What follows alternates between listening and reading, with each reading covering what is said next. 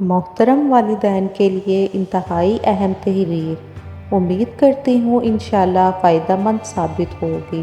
گزشتہ دنوں ایک ہی طرح کے کچھ واقعات سے بار بار واسطہ پڑا تو میں سوچ میں پڑ گئی، ہم کس سمت میں چل پڑے ہیں، ہماری ترجیحات کیا ہیں۔ کچھ دن پہلے پارک جاتے ہوئے ایک جاننے والی ملی جو اپنے 4 سالہ بچے کے ساتھ جا رہی تھیں۔ میں نے پوچھا کہ خیریت تو ہے، اب آپ اپنے بیٹے کو پارک نہیں لا رہی؟ کہنے لگی کیا کروں، اس کو اس کی ٹیوشن لگوا دی ہے اور اس کا وقت پارک کے وقت سے ٹکرا رہا ہے، اب پڑھائی تو زیادہ ضروری ہے، اس لیے پارک آنا چھوڑ دیا۔ پھر کچھ دنوں بعد میرے کلینک میں ایک مریضہ اپنی 3 سالہ بچی کو فنگل ریش کے ساتھ لائیں، جو روزانہ 5 سے 6 گھنٹہ پیمپر پہننے کی وجہ سے ہو گیا تھا۔ پوچھنے پر معلوم ہوا کہ 1 مہینہ پہلے ہی اسکول اور ٹیوشن ساتھ ساتھ شروع کروانے ہیں۔ اسکول اب بھی 3 گھنٹے کا ہی ہے، مگر 2 گھنٹے ٹیوشن بھی جا رہی ہے اور اجنبی ماحول کی وجہ سے پیمپر مجبوری بن گیا ہے۔ چند دن پہلے اپنی ایک عزیزہ کے گھر گئی، وہاں ایک والدہ اپنی 5 سالہ بچی کو ٹیوشن پڑھانے کے لیے لائی تھیں۔ بچی رو رہی تھی اور والدہ کے ساتھ جانے پر بضد تھی، مگر والدہ ٹیوشن پڑھانے پر بضد۔ پوچھنے پر معلوم ہوا کہ ماما پارسی اسکول کے داخلہ ٹیسٹ کی تیاری کروانی ہے اور مقابلہ بہت سخت ہے۔ پھر پچھلے ہفتے ہی بیٹے کی 7ویں جماعت میں کچھ بچے شدید بیمار ہو گئے۔ سالانہ امتحانات بھی جاری تھے۔ بچوں کی صحت کی فکر بجا، مگر کچھ والدین اس لیے بھی فکر مند تھے کہ اسکول دوبارہ پیپر نہیں لے گا اور اوسط نمبر دیے جائیں گے۔ ان کی خواہش تھی کہ امتحانات دوبارہ لیے جائیں، داخلہ، پڑھائی، امتحان، نمبر۔ یہ وہ گن چکر ہے جس کی فکر میں ہم اور ہمارے بچے گلے جا رہے ہیں۔ مستقبل کا خوف ہمیں حال کی خوشیوں سے دور کر رہا ہے۔ ہمارے پاس اپنے بچوں اور نوجوانوں کی بات سننے، ان کو کہانیاں سنانے، گلے لگانے، ان کے ساتھ کھیلنے اور انہیں دعائیں دینے کا وقت نہیں۔ مکالمہ اور تعلق دم توڑ رہا ہے۔ ہمارے بچوں کے پاس بھی وہ از حد ضروری فارغ وقت اور بوریت کے قیمتی لمحات نہیں، جس میں وہ اپنی تخلیقی اور فکری صلاحیتوں کو پروان چڑھا سکیں اور مثبت تفریحی سرگرمیوں سے اپنی توانائیاں بحال کر سکیں۔ والدین اور بچوں کی غلط سمت میں کی گئی دن رات کی محنت کا ایک خطرناک نتیجہ بچوں میں بڑھتے ہوئے نفسیاتی مسائل کی صورت میں ہمارے سامنے ہے۔ بے چینی اور یأسیت اب 4-5 سال کے بچوں میں بھی تشخیص ہو رہی ہے۔ 10-12 سال کے بچے خودکشیاں کر رہے ہیں، نوجوان نشے کے عادی بن رہے ہیں، پسند کی شادی کے باوجود شخصیت میں جوڑ، پرسنالٹی ڈس آرڈرز کی وجہ سے گھر ٹوٹ رہے ہیں۔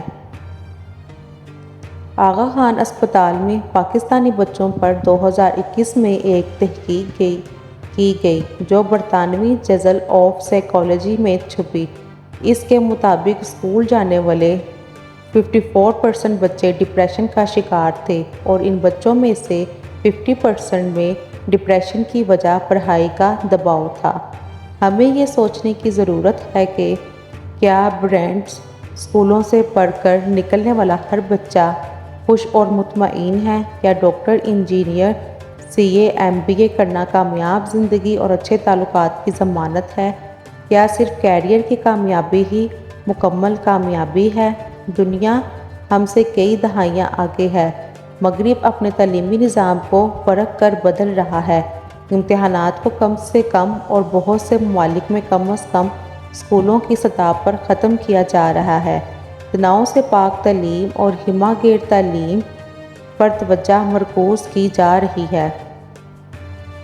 اب صرف ذہنی استعداد نہیں، بلکہ جذباتی استعداد اور سماجی استعداد مشکلات کا مقابلہ کرنے کی استعداد کو بھی کامیابی کے لیے لازمی گردانا جا رہا ہے۔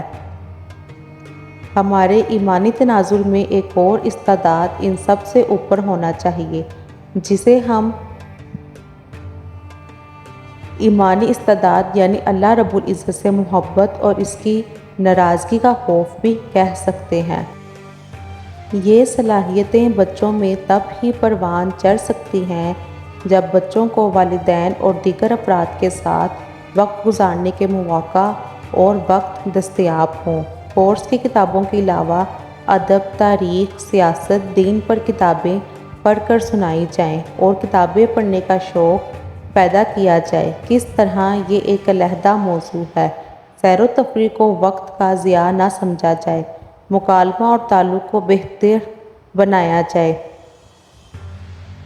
ان تمام کاموں کے لیے وقت اسی صورت میں نکل سکتا ہے جب ہم بچوں سے بہترین نمبر لینے کی توقع نہ کریں۔ حتیٰ یہ کہ ہم نصابی سرگرمیوں میں بھی پوزیشن لانے کا بوجھ بچے پر نہ ڈالیں، کیونکہ یہ ممکن ہی نہیں کہ بچہ بہترین نمبر اور پوزیشن بھی لے اور اسے اپنی جذباتی، جسمانی، سماجی، روحانی اور فکری نشوونما کے لیے درکار وقت اور توانائی بھی بدرجہ مل سکے۔ پھر ریسرچ بھی یہ بتاتی ہے کہ اوسط درجے کے طالب علم جن کی تربیت میں ہم نصابی سرگرمیوں اور انسانی تعلقات کی نشوونما پر توجہ دی گئی ہو، وہ ان پوزیشن ہولڈروں سے زیادہ کامیاب زندگی گزارتے ہیں جو صرف نمبروں کے دور میں شامل ہوں۔ زاویہ نظر درست ہونے کے بعد کچھ عملی کام ہیں جو کیے جا سکتے ہیں۔ سسٹم کا حصہ ہونے کی وجہ سے اگر امتحانات سے بچنا ممکن نہ ہو، ویسے ہوم سکولنگ بھی ایک آپشن ہے، تو بھی ایسے اسکول کا انتخاب کیا جائے جو چھوٹی جماعتوں میں امتحانات سے عاری ہو۔ اسکولوں پر کم امتحانات لینے کے لیے دباؤ ڈالا جائے۔ روایتی مضامین سمجھانے کے لیے غیر روایتی طریقے سکھائے جائیں۔ ٹیوشن کی بے ساختیوں سے کم از کم پرائمری کی سطح پر بچا جائے۔ اس کے بعد بھی صرف مخصوص مضامین کے ان مخصوص موضوعات کے لیے ہی مدد لی جائے جو بچہ خود چاہے اور جن میں والدین مدد نہ کر سکیں۔ صرف روٹین بنانے، بچوں کو مصروف رکھنے یا کنٹرول کرنے کے لیے ٹیوشن لگوانا ظلم سے کم نہیں۔ بچوں سے ان کی مشکلات دریافت کی جائیں اور اس کے مطابق ان کی مدد کی جائے۔ بڑے بچوں کو ان کی پڑھائی سے مطابق فیصلوں میں شریک کیا جائے۔ امتحانات کے دوران بھی بچوں کی مثبت دلچسپیوں پر قدغن نہ لگائی جائے۔ بچوں کو پلاننگ اور گول سیٹنگ سکھائی جائے۔ نمبروں کی بجائے محنت اور روٹین کی حوصلہ افزائی کی جائے۔ نمبر اچھے نہ بھی آئیں تو بھی انہیں گلے لگایا جائے۔ غیر مشروط محبت، عزت اور بھرپور بھروسے کا اظہار کیا جائے۔ مکالمہ اور تعلق بہتر بنایا جائے۔ بچوں کی تربیت پر لیکچر، کتابیں اور کورسز سے استفادہ کیا جائے اور سب سے بڑھ کر اللہ اور رسول صلی اللہ علیہ وآلہ وسلم سے بچوں کا رشتہ مضبوط کیا جائے۔ یاد رکھیے، اگر اچھے نمبر آ جائیں، بہترین یونیورسٹی میں داخلہ ہو جائے، شاندار کیریئر بن جائے، لیکن اللہ، گھر والوں اور معاشرے سے تعلق خراب ہو جائے، کردار اور شخصیت میں جول آ جائے تو یہ گھاٹے کا سودا ہے۔ کردار اور شخصیت ہمارے ایمانی تناظر میں درست ہو جائیں اور بنیادی مہارتوں پر بھی کام کیا جائے تو آگے جا کر کیریئر بن جائے گا اور زندگی بھی انشاءاللہ۔ تو گائز، اگر آپ کو میری ویڈیوز اچھی لگتی ہیں تو میرے چینل کو سبسکرائب کرنا مت بھولیں۔ میری ویڈیو کو لائک، شیئر اور کمنٹ کریں۔ شکریہ۔